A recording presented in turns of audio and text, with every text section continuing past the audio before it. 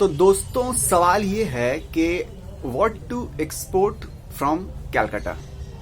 कैलकाटा से क्या एक्सपोर्ट किया जाए, यानी कि कौन से प्रोडक्ट या कौन सी चीज है जो कैलकाटा से एक्सपोर्ट करी जाए। तो दोस्तों इसका जवाब ये है कि देखिए, जब आप इंटरनेशनल बिजनेस करते हैं तो आपको बायर के हिसाब से सोचना होता है। आप इस तरह से सोचिए कि आप जब खुद इंपोर्ट कीजिएगा किसी फॉरेन कंट्री से तो आप किस तरह से सोचिएगा।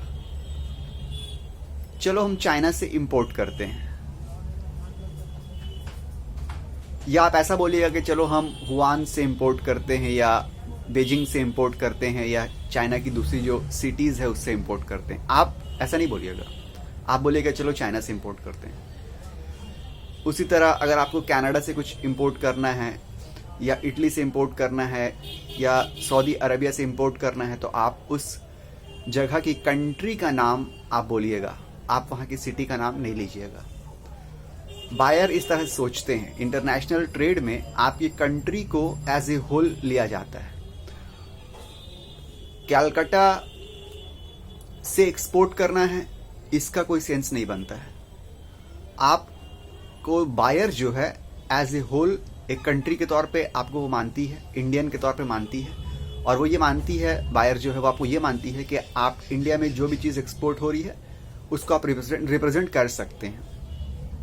बहुत से लोग ऐसे हैं जो कलकत्ता में रहते हैं और वो अनियन यानी कि प्याज जो है वो एक्सपोर्ट करते हैं। प्याज वो नासिक से लेते हैं, महाराष्ट्र में जो है शायद, वहाँ से जाके वो इसको लेके वहाँ पे एक्सपोर्ट करते हैं। बहुत से लोग कलकत्ता में रहते हैं और वो शूज़ एक्सपोर्ट करते हैं आगरा के। बहुत से लोग कलकत्ता में रहते हैं, बर्दवान के जो ब्रास के आर्ट होते हैं, यूटेंसिल्स जो होते हैं उसको एक्सपोर्ट करते हैं। तो आप इस तरह से सोचिए कि कलकत्ता में क्या बनता है, क्या पैदा होता है, सिर्फ उसमें आप रेस्ट्रिक्टेड नहीं हैं। आप पूरी इंडिया को एक्सप्लोर कर सकते हैं। इंडिया के दूसरे मतलब इंडिया के अदर पार्ट में भी जो भी चीज़ अच्छी बनती है और आपको मिल जाती है आप उसको भी एक्सपोर्ट कर सकते हैं। अपने आप को ये रेस्ट्रिक्टेड मत समझिए कि कलकत्ता की चीज़ को ही हम एक्सपोर्ट कर सकते हैं। जैसे कि कोल्हापुरी चप्पल जो है कानपुर की, वो आप कानपुर से एक्सपोर्ट कर सकते हैं, ठीक है। इसी तरह से शिमला के सेब एप्पल आप एक्सपोर्ट कर सकते हैं। दार्जिलिंग की टी जो है वो तो बंगाल में, वेस्ट बंगाल में है, वो आप एक्सपोर्ट कर सकते हैं। आसाम की टी एक्सपोर्ट कर सकते हैं। पूरे इंडिया में जहां भी जो भी चीज़ मिलती है आप उसको एक्सपोर्ट कर सकते हैं, क्योंकि बायर आपको इंडियन मानता है। वो आपको कलकत्ता का या महाराष्ट्र का या मुंबई का या दिल्ली का ये इस टाइप का बायर नहीं समझता। बायर ये नहीं सोचता है, बायर सोचता है आप इंडियन हैं। तो इसका आप फायदा उठाइए। आपको इंडिया में जो भी चीज़ मिले आप उसको एक्सपोर्ट कर सकते हैं। ये बात क्लियरली समझ लीजिए। अब उसके अलावा एक चीज़ और समझ लीजिए कि अब रहा सवाल ये कि अगर बात की जाए कि कलकत्ता ही में पर्टिकुलर स्पेसिफिकली कलकत्ता से क्या एक्सपोर्ट कर सकते हैं, तो ये तो जवाब इसका हो गया, कुछ भी एक्सपोर्ट कर सकते हैं। उसका दूसरा पहलू ये है कि कलकत्ता यानी कि वेस्ट बंगाल में क्या क्या चीज़ें बनती हैं या मिलती हैं या बेहतर बनती हैं। तो वो तो आपको मोटी मोटी बात पता ही है। जैसे कि दार्जिलिंग की टी है वो आप एक्सपोर्ट कर सकते हैं। जूट है, जूट यहाँ हल्दिया में पैदा होता है, जूट एक्सपोर्ट कर सकते हैं, जूट के प्रोडक्ट्स एक्सपोर्ट कर सकते हैं।